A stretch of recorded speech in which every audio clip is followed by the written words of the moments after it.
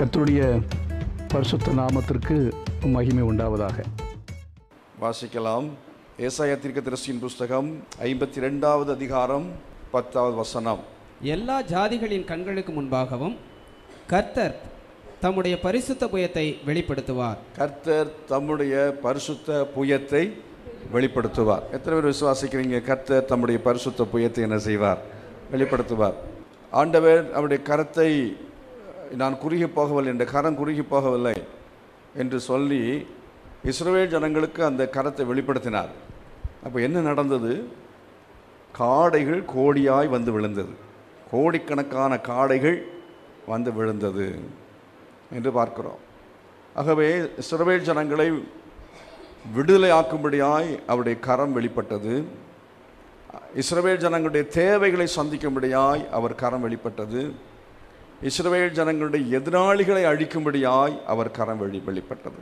நமக்கும் அதே போல நம்மை விடுவிக்கும்படியாய், கஷ்டங்களிலிருந்து துன்பங்களிலிருந்து நம்மை விடுவிக்கும்படியாய் அவருடைய கரம் வெளிப்படும்.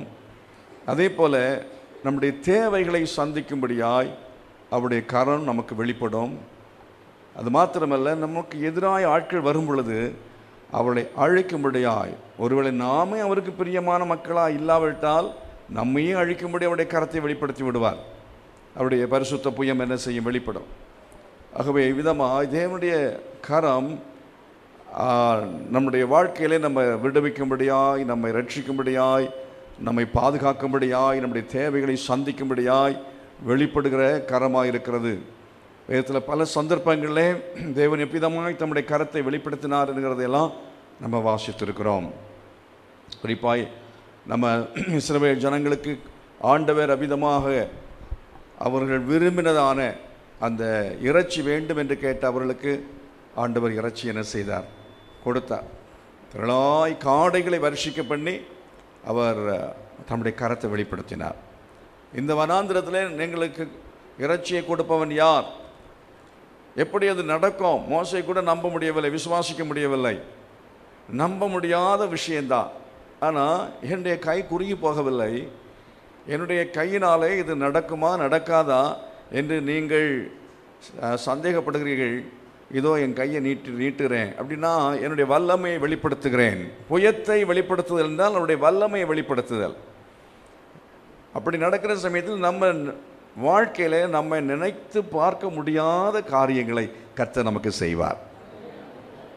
உங்கள் வாழ்க்கையில் உங்கள் புத்தி கெட்டாத ஆச்சரியமான காரியங்களை ஆண்டவர் செய்வார். ஆகவே தேவனுடைய வல்லமை புயம் உங்கள் வாழ்க்கையில், என்னுடைய வாழ்க்கையில் நிச்சயமாக இந்த வருடத்தில் வெளிப்படும் என்பதை விசுவாசித்து கரங்களை வைத்து கர்த்தரை மகிமைப்படுத்துவோம். ஆண்டவரே, என் குடும்பத்தில் உம்முடைய வல்லமையை, உம்முடைய பரிசுத்த புயம் வெளிப்பட போகிறதுக்காக உமக்கு ஸ்தோத்திரம். என்னுடைய வாழ்க்கையிலே நடைபெறாமல் இருந்த காரியங்களெல்லாம் நீ நடத்த போகிறதுக்காக ஸ்தோத்திரம். வெற்றியடையாத காரியங்களாக நீ வெற்றியடைய செய்ய போகிறதுக்காக உமக்கு ஸ்தோத்திரம். எனக்கு எதிராக இருக்கிற மக்கள் எல்லாம் நீர் முறியடிக்க போகிறதுக்காக உமக்கு ஸ்தோத்திரம் என்று சொல்லி நாம் ஆண்டவருடைய கரத்தை விசுவாசித்து நாம் அவருடைய பரிசுத்த புயம் பெரிய காரியங்களை செய்யும் என்று எதிர்பார்த்து இந்த வருஷத்தில் நாம் ஜீவிக்க வேண்டும். அவ்விதமாய் ஆண்டவர் தம்முடைய பரிசுத்த புயத்தை வெளிப்படுத்த வேண்டும் என்றால், தம்முடைய பரிசுத்த புயத்தின் வல்லமையை கர்த்தர் வெளிப்படுத்த வேண்டும் என்று சொன்னால், ஆண்டவர் தம்முடைய பரிசுத்த புயத்தினாலே கர்த்தர் பெரிய அற்புதமான காரியங்களை நம்முடைய வாழ்க்கையில் செய்ய வேண்டும் என்று சொன்னால், செய்ய வேண்டிய 3 காரியங்கள். முதலாவது 59வது அதிகாரத்தில் ஏசாயா தீர்க்கதரிசியின் புஸ்தகம் 59:1 நம்ம படிக்கிறோம். 59வது அதிகாரத்தில் 1வது வசனத்தில் நம்ம படிக்கிறோம். இதோ ரட்சிக்க கூடாதபடிக்கு கர்த்தருடைய கை குறுகி போகவும் இல்லை, கேட்க கூடாதபடிக்கு அவருடைய செவி மந்தமாகவும் இல்லை. உங்கள் அக்கிரமங்களே உங்களுக்கும் உங்கள் தேவனுக்கும் நடுவாக பிரிவினை உண்டாக்குகிறது. உங்கள் பாவங்களே அவர் உங்களுக்கு செவி கொடுக்காதபடிக்கு அவருடைய முகத்தை உங்களுக்கு மறைக்கிறது. அதாவது அக்கிரமங்கள், பாவங்கள் நம்முடைய வாழ்க்கையில் இருக்கும் என்றால், யாருடைய வாழ்க்கையில் அக்கிரமம் இருக்கிறதோ, பாவங்கள் இருக்கிறதோ, அவர்களுடைய வாழ்க்கையில் கர்த்தர் தம்முடைய பரிசுத்த புயத்தின் வல்லமை என்ன செய்ய மாட்டார்? வெளிப்படுத்த மாட்டார். ஆண்டவர் தம்முடைய பரிசுத்த புயத்தின் வல்லமையை வெளிப்படுத்த வேண்டும் என்று சொன்னால் நம்ம வாழ்க்கையிலே பாவம் இருக்கக்கூடாது. இப்போ பாவம் அதாவது சுருக்கமாக ஒரே வார்த்தையில் சொல்லப்போனால் பரிசுத்தம் அடைய வேண்டும், பரிசுத்தம் அடைய வேண்டும். ஆகவே பரிசுத்தம் அடையும்படி எந்த ஒரு நபர் தங்களை ஒப்பு கொடுக்குறாங்களோ நாம் நம்மை பரிசுத்தமாக்கி கொள்ளும் பொழுது, அதைத்தான் நாம் அன்றைக்கு பார்த்தோம். நீங்கள் உங்களை பரிசுத்தமாக்கி கொள்ளுங்கள், நாளைக்கு இறைச்சி சாப்பிடுவீர்கள். ஆண்டவர் சொன்ன ஒரே வார்த்தை என்ன? நீங்கள் உங்களை பரிசுத்தமாக்கி கொள்ளுங்கள், நாளைக்கு என்ன செய்வீர்கள்? இறைச்சி சாப்பிடுவீர்கள் என்று ஆண்டவர் சொன்னார். ஆகவே பரிசுத்தமாக்கி கொள்ள வேண்டும் என்பதுதான் ஆண்டவருடைய நிபந்தனை. அவர் புயம் குறுகி போகவில்லை, அவருடைய கரம் நீட்டப்பட்டிருக்கிறது. அவருடைய கரம் அது தொடர்ந்து செயலாற்ற முடியும். அவருடைய கரம் மகத்துவமான கரமாயிருக்கிறது, வல்லமையான கரமாயிருக்கிறது. ஆனால் ஒரே ஒரு நிபந்தனை என்ன? நாம் நம்முடைய வாழ்க்கையில் கர்த்தர் சொல்கிறார், நீங்கள் உங்களை பரிசுத்தப்படுத்தி கொள்ளுங்கள். பரிசுத்தம் அடைவதற்கு நாம் செய்ய வேண்டிய காரியங்கள் உங்களோடு நான் பேசலாம் என்று நினைக்கிறேன். முதலாவது செய்ய வேண்டியது என்ன? வேதத்தில் நீங்கள் அந்த 59வது அதிகாரத்தில் உங்கள் அக்கிரமங்கள் பாவங்கள் தான் தடை செய்கிறது என்று ஆண்டவர் தம்முடைய தீர்க்கதரிசியை கொண்டு சொன்னவர். அதற்கு முன்னாலே உள்ள அதிகாரத்தில் அவர் என்ன சொல்கிறார் பாருங்கள். 58வது அதிகாரத்தில் 1வது வசனத்திலிருந்து நீங்கள் 13வது வசனம் வரையிலையும் படிக்கிற சமயத்தில் உபவாசித்து ஜெபிக்கிற ஒரு அனுபவத்தை அங்கே நாம் வாசிக்க முடியும். உபவாசித்து தேவ சமூகத்தில் நாம் பாவங்களை அறிக்கை செய்ய வேண்டும். அதாவது சரியாக சொல்லப்போனால் நாம் பாவத்தை நாம் கண்டுபிடிக்க வேண்டாம். அதுதான் 1ஆம் வசனம் சொல்லுது. 58ஆம் அதிகாரம் 1ஆம் வசனம் சொல்லுகிறது, சத்தமிட்டு கூப்பிடு, அடக்கி கொள்ளாதே, எக்காலத்தை போல் உன் சத்தத்தை உயர்த்தி என் ஜனத்துக்கு அவர்கள் மீறுதலையும் யாக்கோவின் வம்சத்தாருக்கு அவர்கள் பாவங்களை என்ன செய் தெரிவி. யார்கிட்ட சொல்கிறாரு? ஏசாயாவிட்ட சொல்கிறார். இப்போ தீர்க்கதரிசியை கொண்டு அல்லாவிட்டால் ஆண்டவர், அதாவது தீர்க்க தரிசனம்னு சொன்னால் என்ன? தீர்க்க தரிசனம் என்று சொன்னால் இந்த வசனத்தில் என்ன சொல்லப்பட்டிருக்கிறது? அக்கிரமங்களையும் பாவங்களையும் தெரிவிப்பது தீர்க்க தரிசனம். தாவீது பாவம் செய்த பொழுது நாத்தான் தீர்க்கதரிசி போய் நீ ஆசீர்வாதமாக இருப்பாய், உன்னை ஆண்டவர் அவர் அப்படி ஆசீர்வதிப்பார் இப்படி ஆசீர்வதிப்பார் அப்படின்னு சொல்லி ரொம்ப புகழ்ந்து பேசி, இல்லைன்னா அவனுக்கு ஒரு ஆசீர்வாதமான வார்த்தையை கொடுத்துட்டு கிடைச்ச காணிக்கை வாங்கிட்டு போகலை. காணிக்கைக்காக ஊழியம் செய்கிறவர்கள் அல்ல தீர்க்கதரிசிகள். ஊழியக்காரர்கள் என்று சொன்னால் என்ன? அவங்க பாவத்தை குறித்து கண்டித்து என்ன செய்ய வேணும்? பேச வேண்டும். உண்மையான ஒரு தீர்க்கதரிசி, உண்மையான ஒரு ஊழியக்காரன் என்ன செய்வான்? பாவத்தை தெரிவிப்பான். சபையில் எழும்பி நிற்கிற சமயத்தில் பரிசுத்தாவின் அபிஷேகம் பெற்ற ஊழியக்காரனாக இருந்தால் அவன் எழும்பினா அவன் வாயில் இருந்து ஆண்டவர் என்ன செய்வான் என்றால் ஜனங்களுடைய பாவங்களை சுட்டி காண்பிப்பார். ஒவ்வொருவரும் பாவ உணர்வு அடைவார். இன்றைக்கு ஆண்டவரோட பேசினார் அப்படின்னு சொல்லும்போது எதை பற்றி பேசினார்? தினந்தோறும் கர்த்தர் உங்களை தைரியப்படுத்துவது, பலப்படுத்துவது, உற்சாகப்படுத்துவது இது அவசியமாக இருந்தாலும் அதோடு கூட ஒரு முக்கியமான ஒரு செய்தி இருக்கிறது. பாவத்தை தெரிவிக்க வேண்டும், அக்கிரமங்களை தெரிவிக்க வேண்டும். ஒரு செலிப்ரேஷனாக இன்றைக்கு சபை ஆராதனைகள் மாறிவிட்டது. இன்றைக்கு ஊழியக்காரர்கள் என்று சொல்லுகிற சமயத்தில் ஜனங்களுக்கு ஏற்ற வார்த்தைகள், ஜனங்களுக்கு ஏற்ற வார்த்தை, கூட்டம் சேரணும் அப்படின்னு சொன்னால் அதுக்கு ஏற்ற வார்த்தை, ஜனங்கள் ஹார்ட் ஆகக்கூடாது, ஜனங்கள் புண்படக்கூடாது, மனசுக்கு ரொம்ப சந்தோஷத்தை கொடுக்குற மாதிரி வார்த்தை, நல்ல வார்த்தை அப்படின்னு நினைத்து அவர்கள் என்ன செய்கிறான்னு சொன்னால் ஜனங்கள் வந்து சந்தோஷப்பட்டு போகிற மாதிரி உற்சாகமான ஒரு நேரம், ஒரு மகிழ்ச்சியான ஒரு நேரம், நல்ல ப்ரோக்ராம்ஸ், நல்ல ஒரு சொற்பொழிவு, அது நல்ல விதமான வார்த்தைகள் இருக்கும், கேட்குறதுக்கு இன்பமாக இருக்கும், கேட்குற நம்ம ருசிகரமாக இருக்கும். ஆனால் யாருடைய உள்ளத்திலும் குத்தப்பட வாய்ப்பில்லை.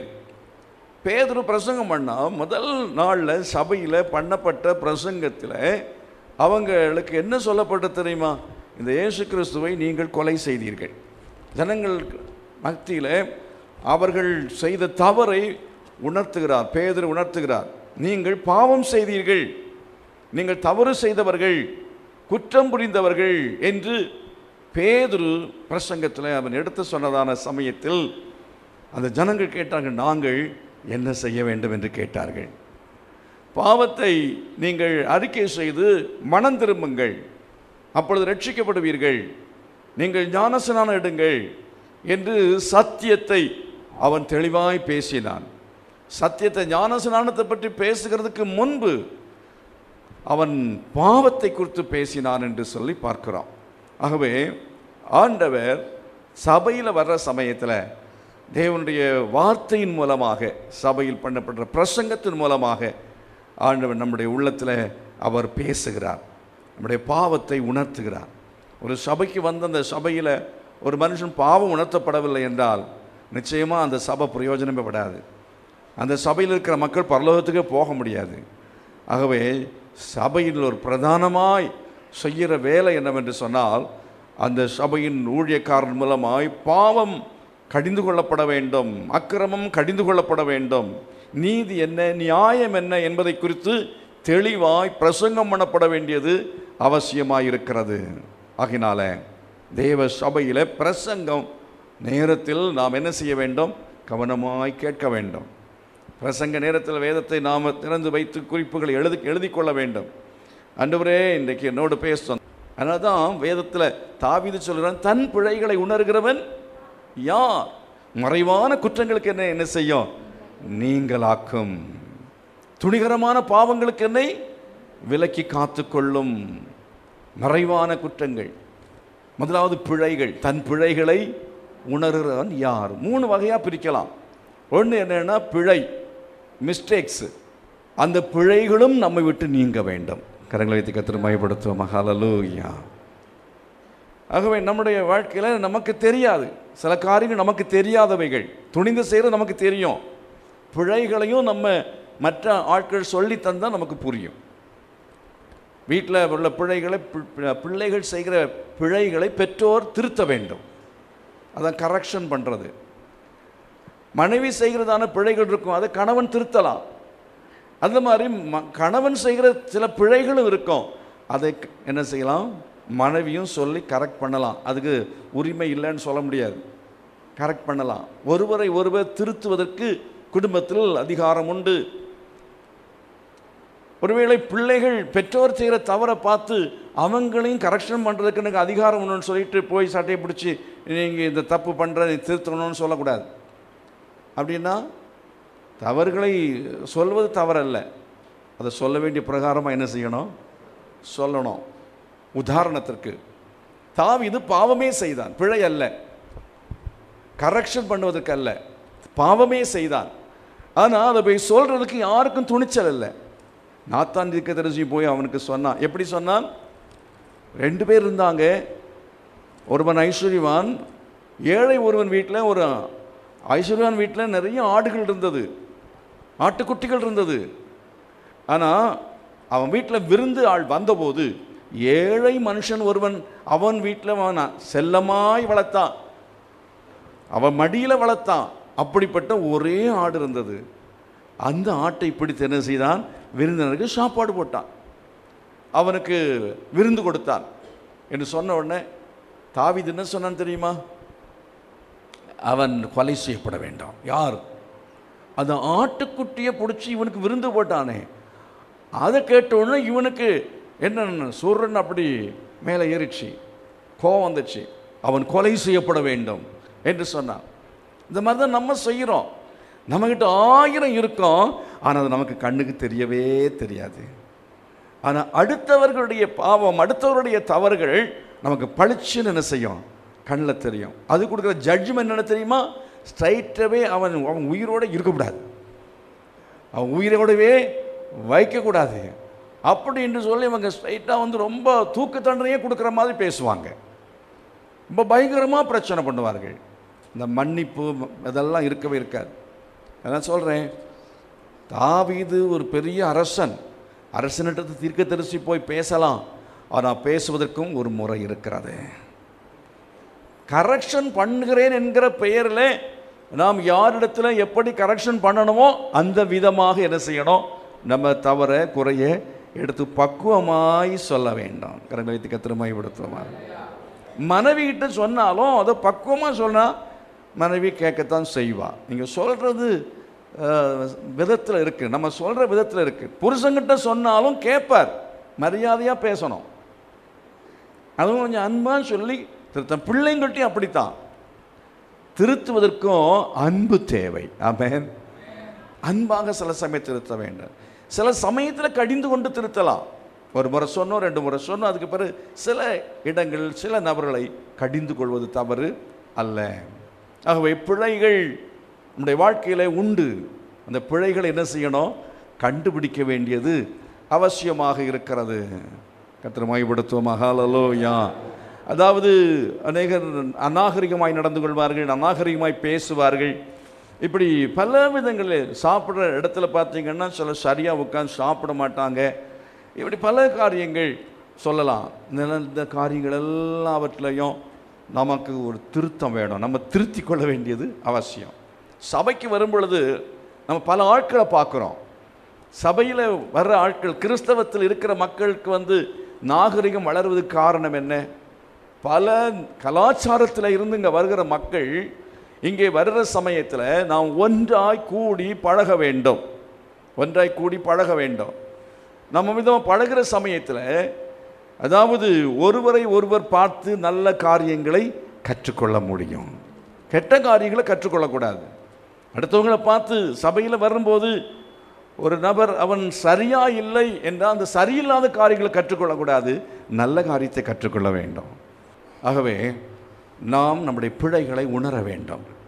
நம்முடைய தவறுகளை என்ன செய்யணும், உணர வேண்டியது அவசியம். திரும்ப திரும்ப பிரசங்கத்தை கேட்குறோம். பிரசங்கம் திரும்ப திரும்ப திரும்ப கேட்கறதுனால சபைக்கு வர்றதான ஆட்களுக்கு தான் அந்த உணர்வு போய்விடுகிறது. மாடு தன் எஜமானையும் கழுதை தன் ஆண்டவனின் முன்னணையும் அறியும், என் ஜனமோ அறிவும் இல்லாமல் உணர்வும் இல்லாமல் இருக்கிறது. உணர்வு என்று சொன்னால் என்ன? அண்டர்ஸ்டாண்டிங், புரிந்து கொள்ளுதல் இல்லை. அவர்கள் உள்ளத்தில் குத்தப்படுவது கிடையாது. ஏனோ தானோன்னு உட்கார்ந்துருப்போம். ஆண்டவனோடு பேசினார் என்று சொல்லி ஒப்பு கொடுக்கிற அந்த ஒரு தன்மை அவங்களுக்கு இல்லாமல் போனது காரணம் என்னன்னா, மனசாட்சியில் அவர்கள் இப்பொழுது மரத்து போன மக்களாக இருக்கிறாங்க. அதாவது ஆண்டவருடைய வார்த்தை நமக்கு வர்ற சமயத்தில் நாம் உணர்த்தப்பட வேண்டியது அவசியமாக இருக்கிறது. கரங்களை வைத்து கர்த்தரை மகிமைப்படுத்துவோமா? அந்த வார்த்தையை நம்ம கேட்டு உணரணும். தேவனுடைய வார்த்தையை கேட்கறதுனால நமக்கு உணர்வு வராமல் போகிறதுக்கு காரணம் என்னன்னு நான் சொன்னேன். மனசாட்சி என்ன ஆயிருக்குது, அது மரத்து போனது. அந்த நிலைமையில் யாராவது இருக்கிறீங்களா? காலப்போக்கில் அந்த நிலைமை விசுவாசிக்கு வரும். வராதபடிக்கு எச்சரிக்கையாக இருக்கணும். வராதபடிக்கு எச்சரிக்கையாக இருக்க வேண்டும். அதுக்கு பேர் மன கடினோன் பேர். விதைக்கிற ஒருவன் புறப்பட்டான். அந்த விதை எங்கே விழுந்தது? கற்பாறையில் விழுந்தது. கற்பாறை போல சிலருடைய உள்ளம் இருக்கிறது, கடினப்பட்டு போன உள்ளம். எப்படி கடினப்பட்டு போயிடுச்சு? என்னெல்லாம் தான் கேட்டு வசனம் தானே, பிரசங்கம் தானே அப்படிங்கிற ஒரு அசட்டைத்தனம். இவர் என்னைக்கும் பேசுறது தான் அப்படின்னு சொல்லி அந்த ஒரு அலட்சியம், ஒரு அசட்டையாக வசனத்தை கேட்பது. இந்த நிலைமையில் இருக்கிற ஆட்கள் தான் பாறை உள்ளம், கடினமான உள்ளம் உள்ளவர்கள். இந்த கடினமான உள்ளம் உள்ளதான ஜனங்கள் மத்தியில் எவ்வளோ பிரசங்கம் பண்ணாலும் அவர்கள் பலன் கொடுப்பதில்லை. சில விதைகள் 1 30 60 100 பலன் கொடுத்தது. ஒரு கேள்வி கேட்டு பார்ப்போம். நான் வசனத்தை கேட்டு பலன் கொடுக்கிறேனா? இந்த சபையிலே நான் ஒரு பலன் கொடுக்கிற விசுவாசியா? பரிசுத்தம் என்பதுதான் பலன். நான் பரிசுத்தம் அடைந்து வருகிறேனா? என்னுடைய வாழ்க்கையில் நான் வசனத்தை கேட்டதுனா என்ன நான் மாற்றம் அடைந்திருக்கிறேனா? கனிகள் என்னிடத்தில் வெளிப்படுகிறதா? சுபாவ மாற்றம் அடைந்திருக்கிறதா? அந்த கேள்வியை கேட்டு பாருங்க, உங்களுக்குள்ளேருந்தே உங்களுக்கு பதில் கிடைக்கும். இல்லை. 1 வருஷமாக நான் அந்த சபைக்கு வர்றேன், ஆனால் எனக்குள்ள எந்த மாற்றமும் இல்லை. நான் இன்னும் குடிய விடலை, நான் இன்னும் சிகரெட்டை விடலை, நான் இன்னும் கோபத்தை விடலை, நான் இன்னும் எரிச்சலை விடலை, நான் இன்னும் ஆட்கள் மேலே பகை உள்ளவனாகத்தான் இருக்கிறேன், நான் இன்னும் விரோதம் உள்ளத்தை வைத்திருக்கிறேன், எனக்குள்ள இச்சை இருக்கிறது, எனக்குள்ள அநியாயம் இருக்கிறது, அக்கிரமம் இருக்கிறது, அநீதிகள் இருக்கிறது, இவைகள் ஒன்றும் போகவில்லை. ஆனால் சபைக்கு நான் வர்றேன், பிரசங்கத்தை நான் கேட்குறேன் அப்படின்னு சொன்ன ஆண்டவர் சொல்வார், பலன் கூடாத மரம் வெட்டுண்டு என்ன செய்யப்படும்? அக்கினியில் போடப்படும். எந்த ஒரு மரம் பலன் கொடுக்கவில்லையோ அந்த மரத்தை பார்த்து ஆண்டவர் சொன்னார், கனி கூடாத மரமெல்லாம். யோவான் ஸ்நாபகனுடைய பிரசங்கத்தில் முக்கியமான வார்த்தை என்ன தெரியுமா? கனி கூடாத மரமெல்லாம் வெட்டுண்டு என்ன செய்யப்படும்? அக்கினியில் போடும். கோடரியானது வேர் அருகே வைக்கப்பட்டிருக்கிறது.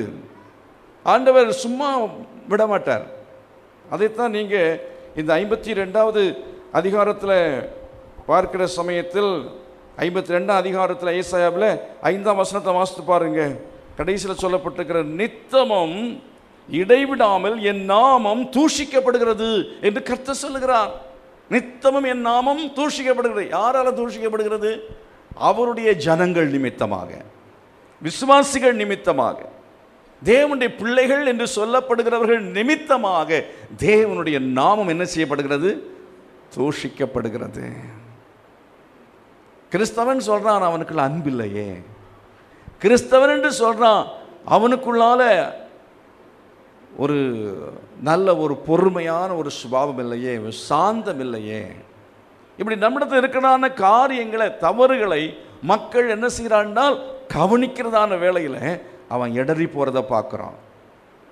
நம்ம பலன் கொடுக்கிற விசுவாசிகளாய் இருக்க வேண்டும். அப்படின்னு இல்லைன்னா என்ன செய்வாராம்? இப்படியே நம்ம இருந்துகிட்டு இருக்கலாம் அப்படின்னு நம்ம நினைக்கக்கூடாது. நம்ம அந்த உலகத்தில் கர்த்தர் வச்சிருக்கிறது நோக்கம் என்னன்னா பலன் கொடுக்க வேண்டும். வீட்டுக்கு பலன் கொடுக்கணும், சபைக்கு பலன் கொடுக்கணும், நாட்டுக்கும் பலன் கொடுக்கணும். பலன் கொடாத மரமெல்லாம் வெட்டுண்டு என்ன செய்யப்படும்? அக்கினிலே போடுவேன். இது ஏன் நிலத்தை கெடுக்கிறது? கனியை தேடி வந்தார் இயேசு. கனியை தேடி வந்த பொழுது கனியை காணவில்லை. தோட்டக்காரனை பார்த்து எஜமான் சொல்றான், அதை வெட்டி போடு, இது ஏன் நிலத்தை கெடுக்க வேண்டும். உடனே தோட்டக்காரன் சொல்றான், இல்லை எஜமானனே, இன்னும் 1 வருஷம் இருக்கட்டும். போன வருஷம் ஏதாவது கனி கொடுத்தீங்களா? அதுக்கு முந்தின வருஷம் நமக்குள்ள ஏதாவது மாற்றம் வந்ததா? ஆகவே இந்த வருஷத்தில் யாவது நம்ம கனி கொடுக்கும்படி தீர்மானிப்போமாக. ஆண்டவரே, எனக்குள்ள ஒரு மாற்றம் வரும்படி என்னை ஒப்பு கொடுக்கிறேன்னு சொல்கிற ஆட்கள் கரங்களை வைத்து சொல்லுங்க, ஆண்டவரே எனக்குள்ள ஒரு மாற்றம் வர வேண்டும். வசனம் நம்ம மாற்ற வேண்டும், தேவனுடைய வார்த்தை நம்மை மாற்ற வேண்டும், பிரசங்கம் நம்ம மாற்ற வேண்டியது அவசியம். இந்த வருஷத்தில் அதுதான் ஒரு பெரிய லட்சியமாக வைத்து நாம் செயல்பட வேண்டும். ஆத்துமாக்கள் ரட்சிக்கப்பட்டு வர்றது தானாக வருவாங்க. நீங்கள் உங்களை பரிசுத்தம் பண்ணிக்கொள்ளுங்கள். நாளைக்கு என்ன செய்வீர்கள்? இறைச்சி சாப்பிடுவீங்க. கோடிக்கணக்கா காடைகள் வந்து என்ன செய்தது? கடல்லேருந்து ஒரு காற்று அடித்த உடனே கோடிக்கணக்கான காடைகள் வந்து விழுந்தது. லட்சக்கணக்கான மக்கள், கோடிக்கணக்கான காடைகள் குவியல் குவியலாக சேர்த்து வைக்கும்படியாக இடம் கொள்ளாமல் போக மாட்டோம். ஆண்டவர் ஆசீர்வதிப்பார்.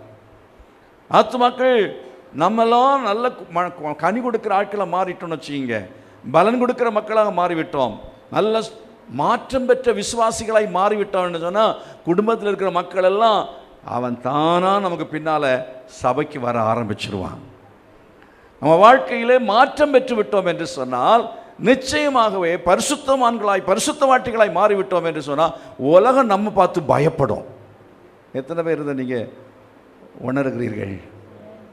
நம்ம ஒரு விசுவாசிங்க நிலைமையில் எந்த ஒரு மனுஷனாக இருந்தாலும் அவனுக்குள்ள தூய்மை இருக்குது, நல்ல காரியம் இருக்குது அப்படின்னு சொன்னால் உலகம் பயப்படும்.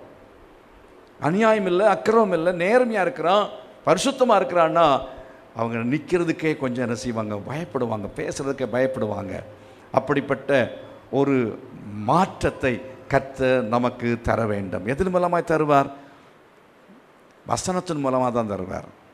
பிரசங்கத்தை நம்ம கேட்கறது மூலமாகத்தான் தேவன் நமக்கு தருவார்.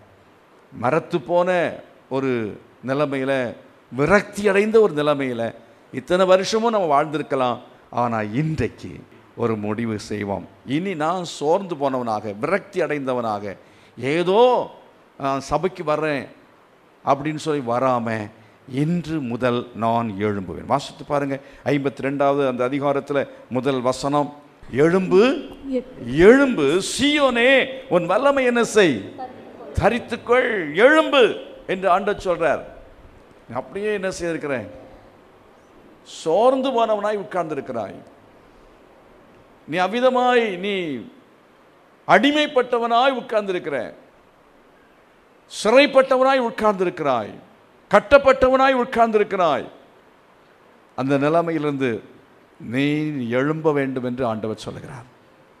இந்த நாள் நீ எழும்பக்கூடிய நாளாக இருக்கட்டும், நாம் எழும்பக்கூடிய ஒரு நாளாக இருக்கட்டும். தேவ சமூகத்தில் ஒரு தீர்மானம், ஆண்டவரே நான் எழும்புவேன். இவ்வளவு நாள் நான் ஏனோ தானோ என்று நான் ஒரு வாழ்க்கை வாழ்ந்து விட்டேன். ஆனால் இன்று முதல் நான் எழும்ப தீர்மானிக்கிறேன். ஆண்டவரே, இன்று முதல் நான் சரியாக எந்த காரியத்தை எல்லாம் நான் செயல்படாமல் இருந்தனோ, எந்த காரியத்தில் எல்லாம் நான் தோல்வி அடைந்தவனாக இருந்தனோ, எந்த காரியத்தையெல்லாம் நான் விட்டுவிட்டேனோ அதையெல்லாம் செய்யும்படியாய் நான் துவங்குகிறேன் என்று சொல்லி இன்றைக்கு தீர்மானத்தோடு நாம் எழும்பி செயல்படுவோம் என்று சொன்னால், கர்த்தர் சொல்கிறாரு, நான் அவனுடைய வாழ்க்கையில் என் பரிசுத்த புயத்தை வெளிப்படுத்தி நான் காண்பிப்பேன். அப்பொழுது பூமியின் ஜனங்கள் எல்லாரும் ரட்சிப்பை காண்பார்கள். கரங்களை வைத்து கர்த்தரை மகிமைப்படுத்துவோமா?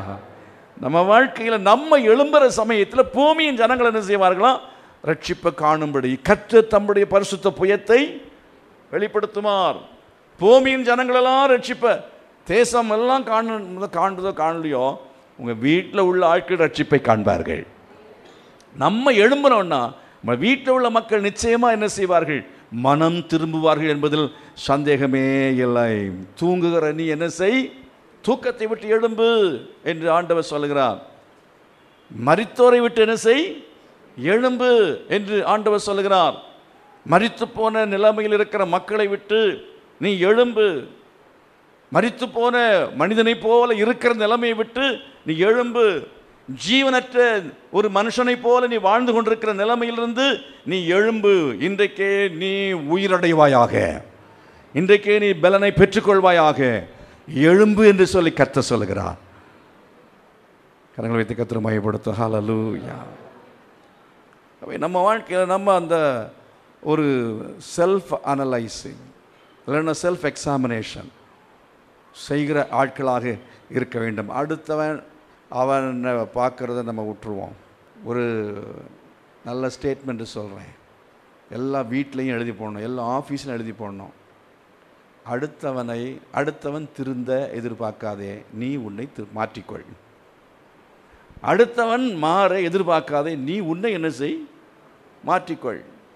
நம்ம எல்லாம் என்ன செய்யணும், அடுத்தவன் மாறணும் எதிர்பார்க்குறோம், அடுத்தவன் மாறவே மாட்டான். நம்மை நாம் மாற்றிக்கொண்டோம் என்றால் நிச்சயமாகவே எந்த இடத்துலையும் பிரச்சனை வரவே வராது. அவன் அடுத்தவன் மாறணும், நீ மாறுன்னு சொல்கிறோம். அவன் மாற போகிறதில்ல. அரசாங்கத்தை மாற்ற முடியுமா? முடியாது. நம்ம அதுக்கேற்ற நம்ம மாறிக்க வேண்டியதான். நம்ம எப்படி மாற்றுறது? அன்பாக பேசணும், பொறுமையாக இருக்கணும், ஜெபம் பண்ணணும். ஆண்டவரே, எல்லாம் சொல்லி பார்த்தேன், இப்போ நான் எரிச்சல் பட்டு பிரயோஜனமே இல்லை, கோவப்பட்டு பிரயோஜனமே இல்லை, ஆகவே என்னுடைய உடம்பு தான் கெட்டு போகும், இவனுக்காக ஜெபம் பண்ணுகிறேன்னு சொல்லி ஜெபம் பண்ணோம். கரங்களை வைத்து கர்த்தரை மகிமைப்படுத்துவோமா? ஹல்லேலூயா.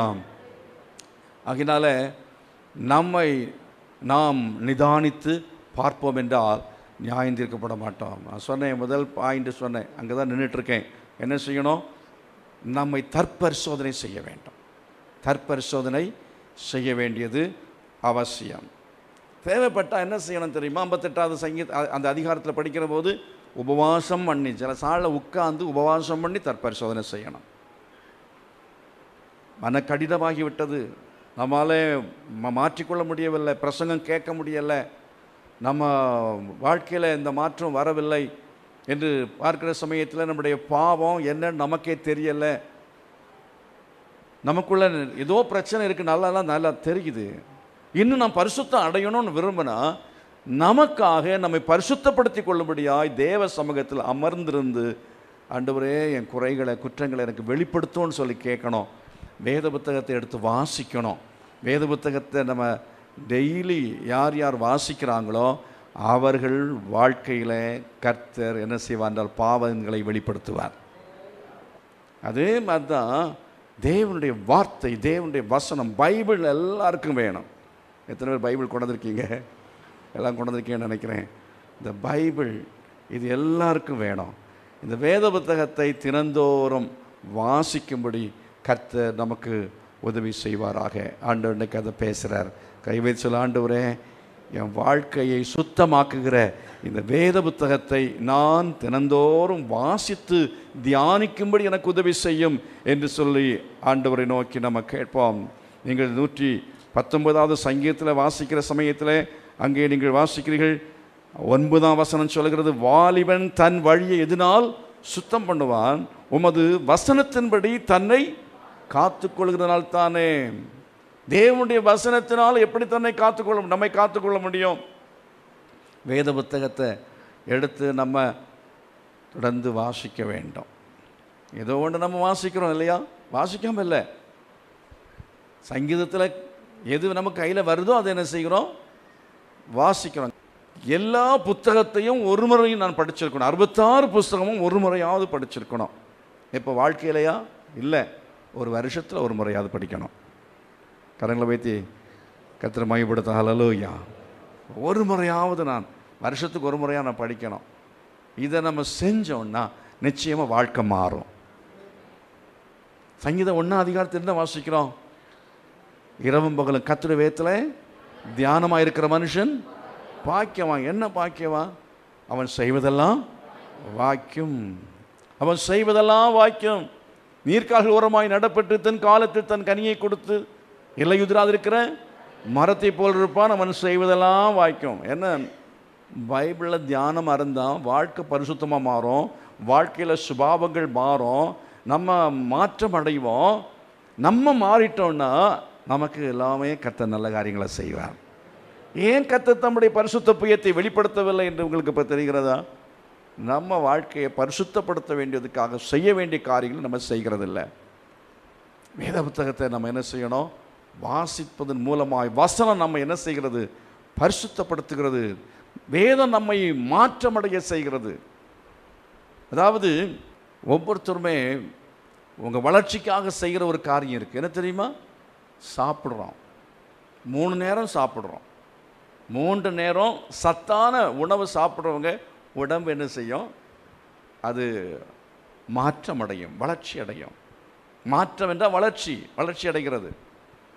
அதுக்கு பதிலாக ஜனவரி மாதம் 1ஆம் தேதி நல்லா சாப்பிட்டுட்டான். அதுக்கடுத்து எப்போ? அடுத்த வருஷம் 2018 1ஆம் தேதி அப்புறம்தான் சாப்பிடணும் அப்படின்னு சொல்லி யாராவது சாப்பிடாமல் இருக்கிறோமா? முடியுமா? அடுத்தது உடனே என்ன செய்கிறோம்? சாப்பிட்றோம்ல. அதே மாதிரி தான். அதே மாதிரி நமக்குள்ளால் இந்த வசனத்தை வாசிக்கூடிய அந்த ஒரு தாகத்தை கற்று தருவாராக, ஒரு பசியை கற்று தருவாராக. வசனம் நம்முடைய வாழ்க்கை என்ன செய்யும்?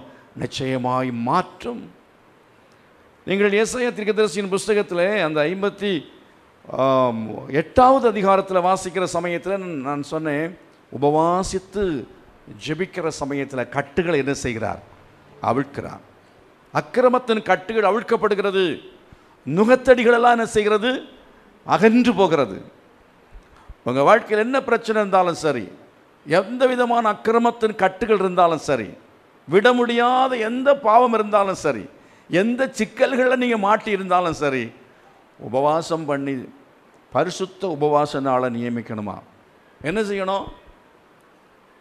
குடும்பமாக உட்காந்து உபவாசம் பண்ணி ஜெபம் பண்ணணும். சபைகளில் ஜெபம் வைக்கப்படும். பரிசுத்த உபவாச நாளை நியமியுங்கள். விசேஷித்த ஆசரிப்பை கூறுங்கள்.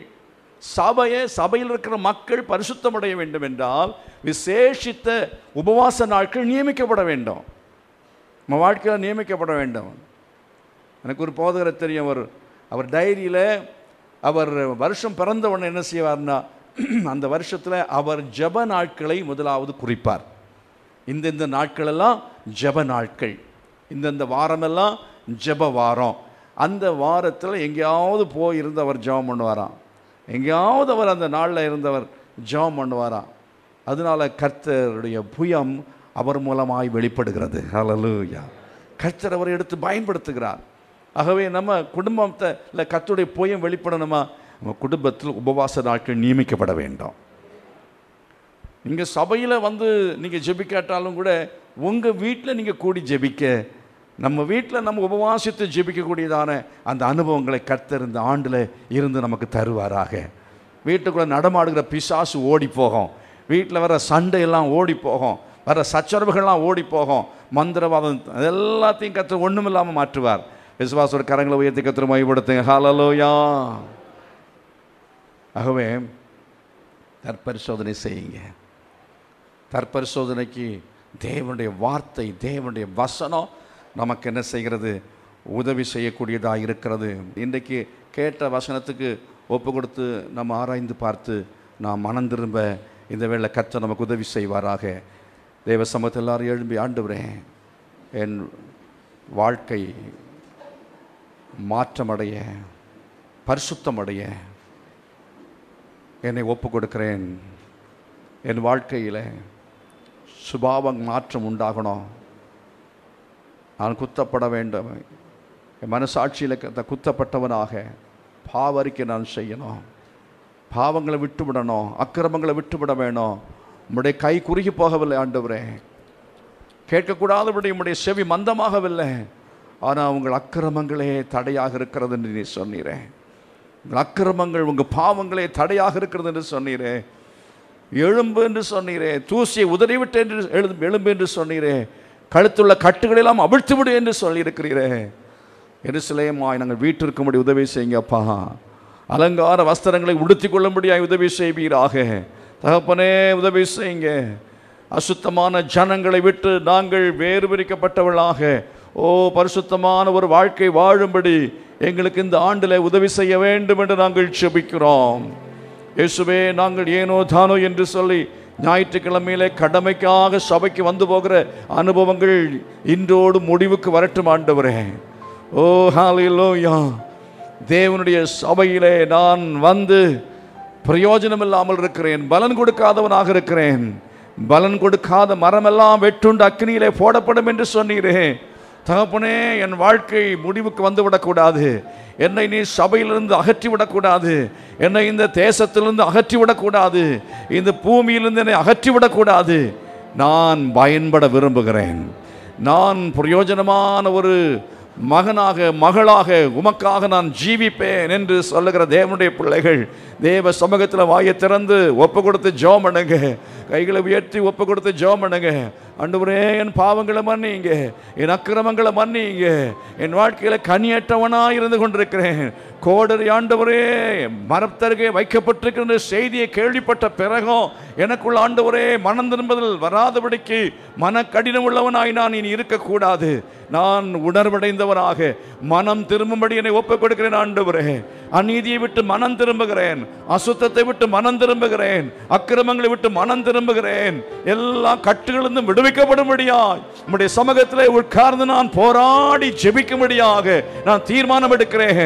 இந்த ஆண்டில் ஆண்டவரே விசேஷித்த நாட்களை நியமித்துக் கொண்டு தனியாக, குடும்பமாக, சபையாக நான் ஜெபம் பண்ணி பரிசுத்தமாக வேண்டும் என்று தீர்மானிக்கிறேன். இந்த ஆண்டு முழுவதும் தினந்தோறும் வேத புத்தகத்தை நான் தியானம் பண்ணி வசனத்தின் மூலமாய் கழுவப்பட வேண்டும், சுத்திகரிக்கப்பட வேண்டும், மாற்றமடைய வேண்டும். அதற்காக என்னை ஒப்புக் கொடுக்கிறேன் ஆண்டவரே என்று சொல்லுகிற கர்த்தருடைய பிள்ளைகள் வாய்களை திறந்து சத்தமாய் ஜெபம் பண்ணி நீங்கள் ஒப்புக் கொடுங்கள். கர்த்தர் உங்களை பரிசுத்தப்படுத்த வேண்டும் என்று விரும்புகிறார். கர்த்தர் நம்மை பரிசுத்தப்படுத்த வேண்டும் என்று விரும்புகிறார். ஆண்டவர் நம்மை ஆசீர்வதிக்க வேண்டும் என்று விரும்புகிறார். ஓ ஹல்லேலூயா. உமக்கு ஸ்தோத்திரம் ஆண்டவரே, உமக்கு ஸ்தோத்திரம் ஆண்டவரே. Thank you Jesus. Hallelujah. Glory to God. Thank you Lord. பரிசுத்த கூட்டம் நாடுவில் ஜொலி தீடும் சுத்த ஜோதியே, அருவியே வேளையில் ஆடி யான் நெஞ்சம் வாரீரோ. அருவியே வேளையில் ஆடி யான் நெஞ்சம் வாரீரோ. பாவி நீசர் பாவி நானையா, தேவா இரக்கம் செய்ய மாட்டீரோ. பரிசுத்தர் கூட்டம் நடுவில் ஜொலி தீடும் சுத்த ஜோதியே. அருவியே இவ்வேளையில் ஆடி யான் நெஞ்சம் வாரீரோ. அருவியே இவ்வேளையில் ஆடி யான் நெஞ்சம் வாரீரோ. கரங்களை வைத்து சேர்ந்து பாடுவோமா? துணை வேண்டும் தகப்பனே உலகிலே, என்னை எதிர்க்கும் சக்திகள் பல உண்டே. துணை வேண்டும் தகப்பனே உலகிலே, என்னை எதிர்க்கும் சக்திகள் பல உண்டு. என் ஜீவன் எல்லை எங்கிலும் பரிசுத்தம் என எழுதும். என் ஜீவன் எல்லை எங்கிலும் பரிசுத்தம் என எழுதும். பரிசுத்தர் கூட்டம் நடுவில் ஜொலி தீடும் சுத்த ஜோதியே. அருவியே இவ்வேளையில் ஆடி யான் நெஞ்சம் வாரீரோ. அருவியே இவ்வேளையில் ஆடி யான் நெஞ்சம் வாரீரோ. தேவையுள்ளவர்கள் கரங்களை உயர்த்தி ஜெபம் பண்ணுங்க. எல்லாம் ஜெபம் பண்ண ஆண்டவரே, இந்த நேரத்தில் தேவையுள்ள மக்களுக்காக ஜெபிக்கிறோம். ஜெபம் பண்ணுங்க, இவங்களுக்காக ஜெபம் பண்ணுங்க. இயேசுவின் நாமத்தினால அற்புதங்களை கத்திருந்த மாலை வேளையிலே அவர் செய்கிறபடியாய் தம்முடைய பரிசுத்த புயத்தை அவர் வெளிப்படுத்துவாராக. பரிசுத்த புயத்தை கர்த்தர் வெளிப்படுத்துவாராக. வானத்திலும் பூமியிலும் சகல அதிகாரம் உள்ள இயேசுவின் நாமத்தில் வியாதிகள் நீங்கி போகட்டும், பலவீனங்கள் நீங்கி போகட்டும், கட்டுகள் அகன்று போகட்டும். ஆண்டவரே, பலவீனங்கள் இப்பொழுதே சபித்து அப்புறப்படுத்துகிறேன். வியாதி இயேசுவின் நாமத்தில் சபித்து அப்புறப்படுத்துகிறேன். இப்பொழுதே சுகமடைவார்களாக, இப்பொழுதே சுகமடைவார்களாக, இப்பொழுதே ரட்சிக்கப்படுவார்களாக, இப்பொழுதே மனம் திரும்புவார்களாக. இயேசுவின் நாமத்தினாலே சகலவிதமான ரோகங்களும், சகலவிதமான பலவீனங்களும், சகலவிதமான பிரச்சனைகளும் உடைய வாழ்க்கையில் நீங்கி போகும்படி கர்த்தர் உதவி செய்ய வேண்டும் என்று ஜெபிக்கிறேன். உடைய பிள்ளைகளை நீர் ஆறுதல் படுத்த வேணும். உடைய பிள்ளைகளுக்கு நீர் சமாதானத்தை கொடுக்க வேணும். உடைய பிள்ளைகளுக்கு நீர் சந்தோஷத்தை கொடுக்க வேணும்.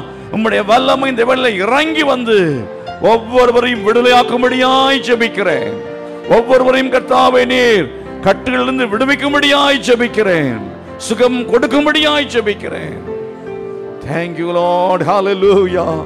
எங்கள் ஜெபங்களை நீ கேட்டதுக்காக நன்றி செலுத்துகிறோம் ஆண்டவரே. எங்கள் ஜெபங்களுக்கு பதில் தந்ததுக்காக நன்றி செலுத்துகிறோம். இவளை நீ சுகமாக்கி இருக்கிறதுக்காக ஸ்தோத்திரம். உடைய பிள்ளைகள் ஒவ்வொருவரையும் ஆசீர்வதித்ததுக்காக உமக்கு ஸ்தோத்திரம். Thank you Jesus. Hallelujah. கேட்ட வசனத்தை எங்களை ஒப்பு கொடுக்கிறோம். இந்த வருஷம் முழுவதும் எங்கள் லட்சியம், எங்கள் வாழ்க்கை எல்லாம் பரிசுத்தமே எங்கள் லட்சியமாக இருக்கட்டும் ஆண்டவரே. மாற வேண்டும் என்பது எங்களுடைய நோக்கமாக இருக்கட்டும். மற்றவர்களை மாற்ற வேண்டும் என்பதல்ல, நாங்கள் மாற வேண்டும் என்று ஒவ்வொரு நாளும் கர்த்தாவே எதற்கென்று நாங்கள் இடத்துல ஒப்பு கொடுக்க, ஜெபிக்க, வேதம் வாசிக்க, ஆராய்ந்து பார்க்க உதவி செய்யும்படி கேட்கிறேன். இயேசுவின் நாமத்தில் பிதாவே, ஆமென். நம்முடைய கர்த்தராகிய இருக்கிற இயேசு கிறிஸ்துவின் கிருபையும் பிதாவாகிய தேவனுடைய அன்பும் பரிசுத்த ஆவியானுடைய அந்யோன்யமும் சமாதானம் பாதுகாவலும் நாம் அனைவரோடும் சகல பரிசுத்தவான்களுடன் கூட இன்னும் இன்றைக்கும் நிலைத்திருப்பதாக. ஆமென். God bless you. கர்த்தர் உங்களை ஆசீர்வதிப்பார்.